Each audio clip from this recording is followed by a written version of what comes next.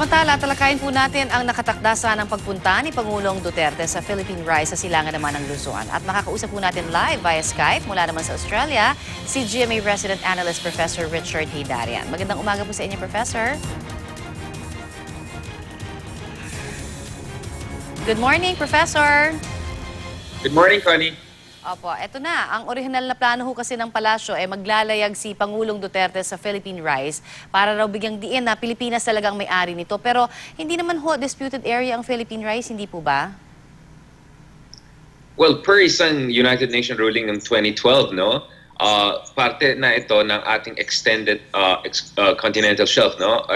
So yung rights natin sa ating exclusive economic zone ay nag-apply din doon sa Benham Rise. So tayo lang may exclusive sovereign rights na mag-develop ng mga energy resources in the area at saka mag-exploit ng mga fishery resources doon sa may Benham Rise. So in that sense, since 2012, undisputed po yung ating claim. Ang problema kasi is over the past few years, may mga suspicious movement, no? Ang China specifically dyan sa Benham Rise. For instance, nag-name po sila ng 5 seabed resources doon sa may Benham Rise unilaterally in Chinese names, no? At sinubmit nila doon sa mga international bodies na yan.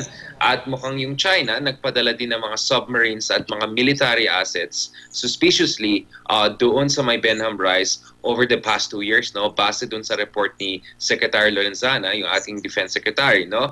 So in a sense, even though legally speaking, hindi po disputed yung Benham Rise, yung China po ay nagiging increasingly active dyan sa Benham Rise dahil sa ilalim ng China's second island chain strategy, hindi lang East China Sea at South China Sea yung tinitignan nila, pero but yung Western Pacific at Benham Rise, gusto nila magkaroon ng strategic influence doon, no? So dahil doon, I think mahalaga na mag-assert tayo ng ating exclusive rights doon sa may Benham Rise.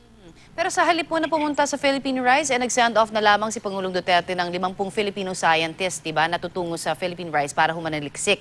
Para ho sa kaalaman ng ating mga manonood, ano ho ba ang makukuha natin sa pagsasaliksik na ito? Well, medyo disappointing na hindi si Pangulong Duterte mismo pumunta sa Benham Rise, no? At yung jet ski na ginawa nila ni Bongo at saka Secretary Bongo at saka ni Baste ay hindi doon sa may Benham Rise, doon lang sa shores natin. Pero yung pagpadala ng ating mga scientists at saka yung ating Secretary, Kuisa Energy Secretary, ay mahalaga kasi over the past few years, wala masyadong high level, no? Ang support doon sa assertion ng ating rights sa Benham Rise. So first time lang itong mangyari sa ilalim ng Duterte administration. Hindi po nangyari ito masyado sa Aquino administration. At mahalaga na ipadala natin yung ating mga scientists, yung mga eksperto sa marine sciences. Kasi unang-una, dapat malaman po natin ano pang resources ang meron dyan sa Benham Rise to begin with, anong halaga ng mga resources na yan, kung kailangan magkaroon ng marine sanctuary, si Pangulong Duterte na consider na multiple marine sanctuary dun sa area kung may mga endangered fishery resources. So mahalaga to begin with, mag-survey po tayo at malaman natin ano yung mga ating mga resources dyan sa Benham Rise to begin with. At doon medyo may pagkakulang po tayo.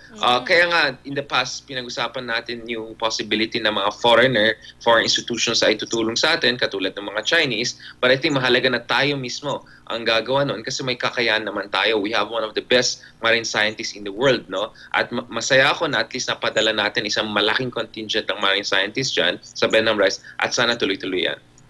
At top story po naman ng ilang pahayagang kahapon, itong missile system umano ng China sa West Philippine Sea naman, ano? At ang latest development daw magde-deploy na raw ng fighter jets ng China sa Spratlys. Ano ho ang dapat nating gawin dyan, sir? Well, as much as supportive ako dun sa ginawa ni Pangulong Duterte na magpadala ng isang malaking marine scientist contingent sa Benham Rise, sana maging assertive din tayo dyan sa West Philippine Sea. Hanggang ngayon, hindi ko pa nakita very robust na kritisismo galing sa ating gobyerno or galing kay Pangulong Duterte ukol doon sa mga deployment ng China ng mga surface-to-air missiles at anti-cruise ballistic missiles. Of course, pag ang China nagpadala rin ng fighter jets, di halos kompleto na yung control nila doon sa area at pwede na sila mag-impose ng exclusion zone. So mahihirapan na po tayo down the road na mag-resupply ng ating mga tauhan dyan sa Pag-asa at doon sa mga ibang isla sa Kalayaan. Not to mention, itong mga isla na kung saan saan gusto magpadala ng China ng military assets, ito ay within our exclusive economic zone katulad ng Mischief Reef, yung Panganiban, at saka yung mga Subi Reef at saka Fiery Coast na kiniklaim din po natin yan. So violation po ito ng ating claims at saka yung mga land features na sa ilalim ng ating exclusive economic zone at parte ng ating continental shelf. So medyo frustrating na bandang Benham Rise, medyo okay po tayo, nag-assert na po tayo. Bandang West Philippine Sea, medyo kapos talaga tayo. So sana mabalanse ng Pangulong Duterte yan. Alright, maraming salamat sa inyong ibinigay sa aming oras. Yan naman po si GMA Resident Analyst Professor Richard Heydarian.